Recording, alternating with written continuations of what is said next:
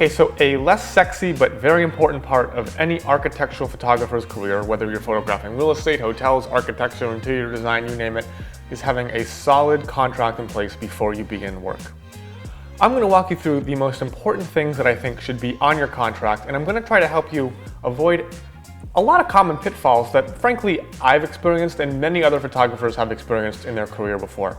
I can't tell you how many times I've had a photographer email me or ask me a question about a problem they've run into with a client that could have been avoided had there been a solid contract in place from the beginning. Probably the number one most important thing that should be on your contract is payment terms. That is, when you're getting money, how you're getting money, and how long the client has to pay you the remainder of the balance after a shoot. Now, this could change depending on how much volume you're doing, how quickly you are processing and turning around shoots. So if you're a real estate photographer who's doing 20 shoots a month, you might have to wait till the end of the month to get paid. If you're a big advertising photographer, you might have to wait 90 days to get paid. If you're an architectural photographer, etc., it's different no matter what. However, something that I personally demand is a 50% retainer in advance of the shoot day. So what will often happen for architectural photography, not often, but enough to have been a problem in my career, is I will be hired to go scout a location, and I will devote an entire day in some cases, or a half day, to scouting and making a shot list for a particular building. And then, through no fault of my own, the shoot is either postponed indefinitely or never happens. Something that could cause this would be the homeowner moving in and bringing dreadful furniture with them, or the tenant moving into a commercial space and not allowing photography to happen. But it has been an issue where I have scouted and devoted a day of my life to a shoot that never ends up happening. If you have a 50% retainer in place, at least you're ensured that you are compensated something for your time, and if something goes wrong, you're still getting paid for all of the work you've already poured into that job. Now, it might cost you $300, $400, $500 to sit down with a lawyer for an hour or two and hammer out a contract. I can show you the language that I use in my contract, but depending on where you are, there are so many laws that vary by location, jurisdiction, country even, that it's so worth your money to just sit down and bang out a contract with a lawyer to make sure that you're protected. But again, these are all things that should be covered in that contract. So my estimate terms read in the following way. Estimate is valid for 15 days from the date of issue. Fees and expenses quoted are for the original job description only and for the usage specified. The final billing will reflect actual expenses and deliverables. A signed estimate and 50% of the estimated total is due before booking to reserve a date. So right off the bat, the client knows they're going to have to pay something to reserve me, and I think that immediately sets a professional tone. Now, on the final invoice to close that loop, there's a clause that states after delivery of photos or the date of this invoice, you have 30 days to pay the balance of the photography. So there's the invoice and the estimate working together to set the terms for the payment when you hire me as a photographer.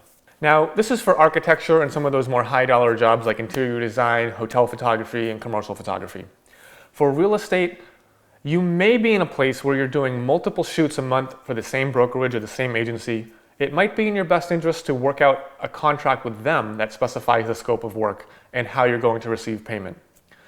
What I've done in the past is, if I'm doing multiple shoots for one agency, I will send them an invoice that includes 15 jobs, and then they'll have a month from then to pay it, because it's really not a good use of time to be sending an invoice every day you're going out and shooting, because that is a more high volume, labor intensive genre of photography where you're going to have constant invoices coming and going. It's just too much to keep track of.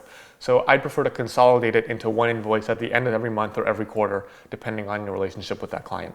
I get 50% in advance for my architecture jobs, but for real estate, that could be a bit of a trickier proposition, because again, the volume of work that you could be doing is so much higher that it's going to be a major logistical stumbling block to you getting the work in the first place. So I would forgo the 50% advance of real estate photography. It's just too much paperwork for the amount of shooting that's going on. And instead, I would stick with billing monthly or on a per job basis, depending on the volume that you're doing. All right, so that's payment terms. The next thing to cover in your contract is copyright. And again, this might be a little different for real estate and architectural photography. It's very important, no matter what, that you retain the copyright to your work. Only in the rarest of circumstances do I relinquish all copyright and concede to what is called a buyout. Now, I've seen a lot of contracts circulating between my photographer friends. A common trend these days seems to be real estate agents hiring a lawyer to do their business contracts, and they will send a demand that says, all the photos that you take, we own the rights to them, we own the copyright to them. Do not sign any of these contracts. They're known as work made for hire, and they can seriously inhibit your ability to make secondary income with licensing. It is codified in American law that the creator of an artistic work retains the copyright to that work unless otherwise specified. So right off the bat, they are trying to push back on copyright law. Don't fall for it. If you sign one of these work made for hire agreements, you'll never be able to relicense or resell your images. You may not even be able to use them in your own portfolio, so you're losing tons of value by agreeing to this up front. There's plenty of ways around that. You can assign them an unlimited license for an unlimited time period in unlimited regions, or you can put a more realistic cap on it and say, you can use this for 5 years in anything related to the listing for the agency, etc. There's a lot of ways to give people what they really need without signing away your copyright forever. It is very explicit right on my contract that I, as the creator of the photographs, retain the copyright and you are purchasing a license to use them from me. Very much like software. If you buy a copy of Windows XP or whatever, you don't own Windows XP, you own a license to use that for as long as you own that computer. So here's an example of the copyright clause on my invoice. Mike Kelly, upon receipt of payment, grants a 5-year license for these images to be used by XYZ ABC Architects in relation to this specific project on web platforms including email, social, websites, video, and publication. Collateral produced is also included in this license. Any out-of-home printed advertising, magazine, or TV production is excluded. All rights not specifically granted, including copyright, remain the exclusive property of Mike Kelly. So my goal is to make it very clear to all my clients that they are licensing images for their use rather than getting a full buyout of the images. The next thing to make sure you cover in your contracts is the deliverables. What are you actually giving your client? Is it 10 photos? Is it 20 photos? Is it 50 photos? Whatever it is, you want to be clear about that up front. You don't want to get into a situation where you only deliver 10 photos and the client comes back and says, wait a minute, you were there all day. How'd you not get more than 10? I was expecting 50. The last photographer gave us 50. How come you only gave us 10? So right off the bat, for every job, I kind of alter the estimate or invoice accordingly, but I make sure that I specify how many photos they're going to be receiving. Sometimes it's a range. Sometimes it's 20 to 30. Sometimes my clients are very specific and they say, we need 15 photos, so I will produce 15 photos. But you want to remove any gray area about the deliverables. Now, if you're just starting out, it may be very difficult to know exactly how many photos you can deliver in a day, and it's something that kind of comes with experience. If you're photographing real estate, you may be able to bang out 50 pictures in a day that are acceptable to your client. If you're doing high-end architecture, you may be anywhere from 10 to 50. It just totally depends on the house, on the property, on the location that you're shooting. Is it ready to go? Does it require styling and staging and all kinds of people on set giving different opinions? And that will slow you down or speed you up hugely depending on the situation. As you gain more experience, you'll have a better understanding of reading the client's language, getting the information out of their email to get a good expectation of what they're looking for. Like I said, sometimes they're very specific and say, we need 20 images. And sometimes they say, oh, we need a whole hotel shot. And I don't really know how many pictures that's going to be, but you know that a hotel might allow you to take 5 to 10 pictures per day, depending on how quick you can go and who is on set, if there's too many cooks in the kitchen or not. And you can use that information to kind of inform your estimate. It may be worth getting on a quick phone call with a client just to be specific and find out exactly what they need before you send over a contract or estimate. One area where a lot of photographers run into issues is with the retouching. They've done the shoot, they've done the work, they're home and working on their images, they send in some proofs to the client and the client says, can you remove this construction site out the window? And you're like, oh my God, I didn't know. Should I get paid to do that? Is there an hourly rate for retouching? I remember I used to spend 6 hours retouching the dumbest little things for my clients, and I didn't get paid for it because I was afraid to put that in my contract or afraid to go back and ask for more money for something that seemed like a small retouching job, but actually ruined my entire week. My contract in particular reads like this. Any retouching that involves altering reality is billed at $120 per hour. Now, I try to be reasonable. If they want me to do something very quick, like taking out a fire alarm or retouching a light, I'll just do that for free and try to keep the relationship nice, easy, no stress. But if they want something like removing a construction site out the window, replacing a view, altering the color of furniture, doing these heavy lift, altering reality retouches, I will give them an estimate before I begin work, and they can decline or approve. And again, that is all specified in the contract and in the estimate. Any retouching that involves altering reality, I bill at $120 per hour. They know ahead of time if they want something to look good in the photos, it's got to look good in real life. And that really lights a fire under them to make sure everything I'm shooting is photo ready. Another important thing to have in your contract is the expected turnaround time. I know personally that I have had clients who have emailed me 2 days after the shoot saying, "Where's the pictures? Are they done? I'm waiting. I'm excited to see them." And I'm like, I haven't even opened these things in Lightroom yet. Some of these projects can take weeks or even months to finish the retouching on, and you want to communicate that expectation clearly and upfront. Now, if you're photographing real estate, the turnaround time is going to be a bit quicker. People are expecting to get their houses on the market within 24 to 72 hours of photography being taken. So that's kind of a little rough spot you got there. But again, that should be communicated. Are you going to send photos the next day? Are you going to send photos a week from then? Are you going to send photos 2 weeks from then?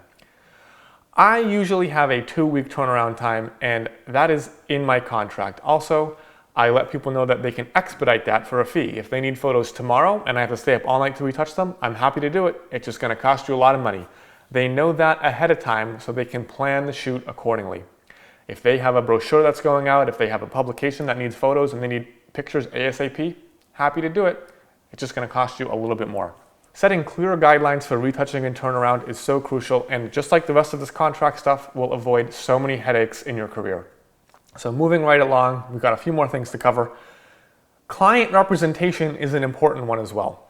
Now, if you're shooting real estate, you might just be turned loose and there might not be any client or any homeowner giving you feedback.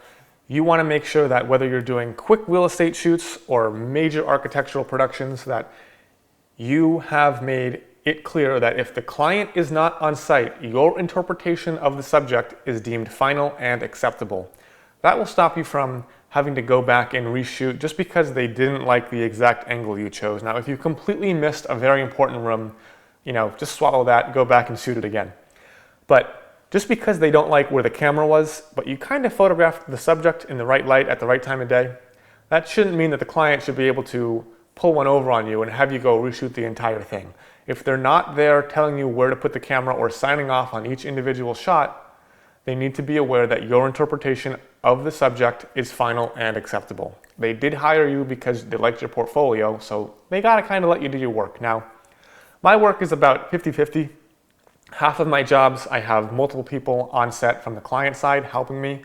And the other half of the time, I'm pretty much just given a key, and they say the homeowner's not there, feel free to go do your thing, and I have free reign of the property. And it has happened where they weren't thrilled with every shot I've done. They said, "Hey, you didn't really shoot this bathroom very well." And I said, "Well, you didn't really tell me where to put the camera, and you can pay me to go back. That's not really my fault." And that needs to be something that you can point to in the contract and say, "Hey, you weren't there. If you want to tell me exactly what to do, you really need to make an effort to either be there or send a representative from your office to make sure they are telling me exactly where to put the camera." Personally, I enjoy those shoots where I'm alone with the subject making pictures completely independently. But just in case something does go wrong, you do want to make sure that the client understands when they trust you to complete a shoot using only your vision, that what you deliver will be deemed acceptable. And it really is a great place to be with a client. However, I also recognize that when you're just starting out, you may have many people on set telling you exactly what to do. It can get frustrating. It does get easier. But even at this point in my career, there are so many shoots where I do have 3, 4, 5 people on set giving their opinion, and we're working together to make sure we get them the shots that they need. I know we talked about copyright and licensing a little bit earlier in the contract, but something that is important to include is provisions for cost sharing and licensing to third parties after the fact. You need to let your clients know that you retain the right to license your photos to third parties after the commission is over. You also have to let them know their options if they're interested in cost sharing before the shoot begins. If you can bring 5 parties into the shoot, you might make 4 or 5 times your initial fee, but your original client will be getting a discount. And that is great to have in your contract upfront to let them be aware of how they can save money, but also how you're going to be selling your photos after the fact to other parties who may have had a hand in that project. Now, to wrap up, one more important thing to remember that is in your contract is a cancellation and postponement policy. This kind of ties in with the first one with a 50% retainer up front, but what happens if it's raining? Do you still shoot? Do you cancel? Do you give people a free weather day? Now, my personal policy is that if I have a 50% retainer from you, I will reschedule till the cows come home. I don't care. If I have half the shoot fee up front, you can keep pushing that date back and back and back and back. You always will have an incentive to continue to shoot with me, even if weather, the apocalypse, coronavirus, whatever, is postponing the shoot. If I have that deposit, it's kind of a guarantee to me that you will still use me in the future. If you don't have the deposit and you've allocated an entire day to a shoot and the client cancels the day before, well, you just lost thousands of dollars of income, and I'm pretty sure you're not going to be able to fill that with another shoot on 24 hours notice. So it can cause a significant hit to income if you're not really kind of watching out for yourself with these cancellations and postponements. That's another reason I do like to make sure I get a 50% retainer up front. For those real estate guys, it is kind of a fact of life that your agents are going to be sending you out in the rain, in the sun, in all kinds of weather. So maybe you've got a cancellation policy that's a bit more lenient, or maybe you can rely a bit more on post-processing. There's a lot of things you can do in these run and gun real estate shoots to replace skies, to brighten up the shot. But when you're doing a big architecture job and you have these wide, expansive photos with beautiful weather, that's a bit more tricky to replicate. And again, given the necessity for quality in architectural photography, you're probably not going to want to deliver images where you've shoehorned in a blue sky to an otherwise rainy scene.